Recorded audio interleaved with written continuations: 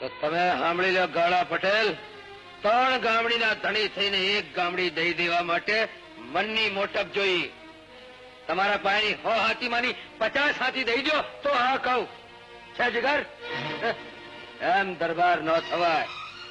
એ માટે તો રજપૂતાણીના પેટે જન્મ લેવો પડે. હવે જોઈ જોઈ તમારા મનની મોટપ રજપૂતાણીની કુખે જન્મનારા મારે ખેતરે ખાડ વાડે. અરે અંધાય ખડ વાડનારના કર્મે રાજ ન લખ્યા હોય ગાલા પટેલ. આજકાલ તો હવ ખડ વાડનારા પોતાની જાતને ક્ષત્રિયમાં ખપાવતા થઈ ગયા છે. પણ તમને નહીં સમજાય.